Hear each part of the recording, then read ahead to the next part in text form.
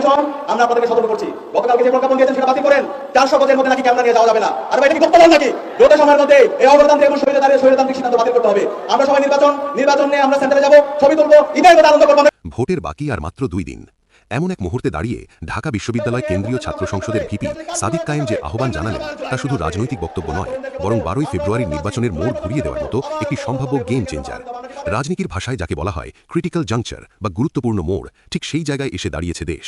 সাদিক কায়েমের পরিকল্পনা খুবই স্পষ্ট: ভোট কেন্দ্রের সামনে তরুণদের প্রতিরোধ দেওয়াল গড়ে তোলা। প্রশ্ন উঠছে, জুলাই বিপ্লবের পর যখন ফ্যাসিবাদের পতন ঘটেছে, তখন কেন আবার ভোট পাহারার ডাক আসছে? কেন বিপ্লব পরবর্তী বাংলাদেশেও ভোট চুরির আশঙ্কা ফিরে আসছে? রাজনৈতিক বিশ্লেষকদের মতে এই ডাকের পেছনে রয়েছে গভীর এক সমষ্টিগত আতঙ্ক, যার শিকড় বহু বছরের অভিজ্ঞতায় গাঁথা।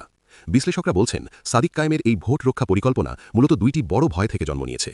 প্রথমত, প্রশাসনের ভেতরে এখনও সক্রিয় থাকা পরাজিত শক্তির ইনস্টিটিউশনাল স্যাবোটাজ বা প্রাতিষ্ঠানিক নাশকতা। দ্বিতীয়ত, নির্বাচনকে ঘিরে সম্ভাব্য ইলেকশন ইঞ্জিনিয়ারিং বা নির্বাচনী কারসাজি, যা আধুনিক রাষ্ট্রবিজ্ঞানে একটি পরিচিত কৌশল। গত শনিবার সাতক্ষীরার কালীগঞ্জে এক বিশাল সমাবেশে সাদিক কায়েম তরুণদের উদ্দেশ্যে স্পষ্ট নির্দেশনা দেন, প্রতিটি ভোট কেন্দ্র পাহারা দিতে হবে। তিনি বলেন, দিল্লির তাবেদার ও পতিত ফ্যাসিস্ট শক্তি নানামুখী ষড়যন্ত্রে লিপ্ত। তবে রাজনৈতিক সমাজতত্ত্বের ভাষায় বা পলিটিক্যাল সোসিওলজির ভাষায় এই বক্তব্যের অর্থ আরও গভীর। এটি মূলত একটি কাউন্টার হেজেমনিক কল, যেখানে ক্ষমতার ভারসাম্য বদলের ইঙ্গিত স্পষ্ট।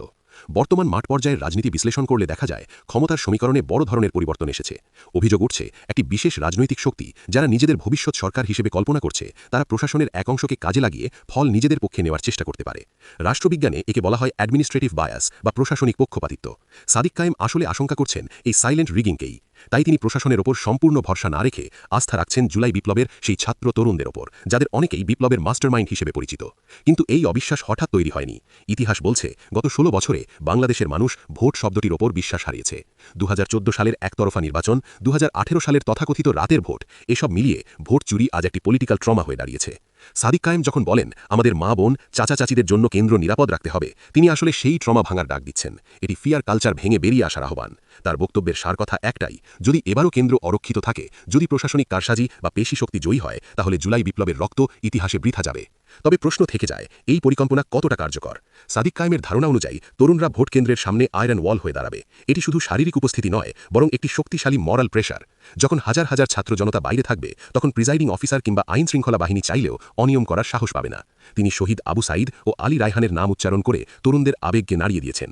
বার্তাটা পরিষ্কার: এটা সাধারণ ক্ষমতার পালাবদল নয়, এটা জাস্টিস ভার্সেস ইনজাস্টিসের লড়াই। জামায়াতে ইসলামীর আমির ড. শফিকুর রহমানের বক্তব্য উদ্ধৃত করে তিনি বলেন, তারা দলের নয়, 18 কোটি মানুষের বিজয় চান। এই নির্বাচন তাদের কাছে একটি অ্যাসিড টেস্ট। তবে মুদ্রার উল্টোপিঠও আছে। রাজনৈতিক বিশ্লেষকরা সতর্ক করছেন, এই কর্মসূচি যদি সঠিকভাবে নিয়ন্ত্রিত না হয়, তাহলে কেন্দ্রে কেন্দ্রে সংঘর্ষের ঝুঁকি তৈরি হতে পারে। প্রতিপক্ষ দলগুলোও যদি শক্তি প্রদর্শনে নামে, পরিস্থিতি উত্তপ্ত হতে পারে। কিন্তু সাদিক কায়েম ও তার অনুসারীদের যুক্তি একটাই: ঝুঁকি থাকলেও পিছু হটার সুযোগ নেই।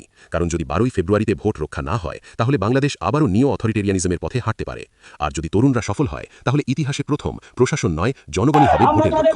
পরিশেষে বলা যায়, সাদিক কায়েমের এই আহ্বান শুধু একটি কর্মসূচি নয়, এটি প্রশাসনের প্রতি সতর্ক সংকেত, ভোট চোরদের জন্য রেড কার্ড, আর সাধারণ ভোটারদের জন্য এক শক্তিশালী অ্যাসিওরেন্স অফ সেফটি। 12ই ফেব্রুয়ারিতে বাংলাদেশ কোন পথে যাবে, তা আজ পুরো জাতি ও বিশ্ব তাকিয়ে আছে। প্রিয় দর্শক, আপনার কি মনে হয়, এই নির্বাচনে ইলেকশন ইঞ্জিনিয়ারিং হওয়ার সম্ভাবনা কতটা? আর সাদিক কায়েমের ভোট পাহারা পরিকল্পনা কতটা বাস্তবসম্মত? কমেন্টে আপনার মূল্যবান মতামত জানাতে ভুলবেন না। আর চ্যানেলে নতুন হলে সাবস্ক্রাইব করুন। দেখা হবে পরবর্তী বিশ্লেষণে।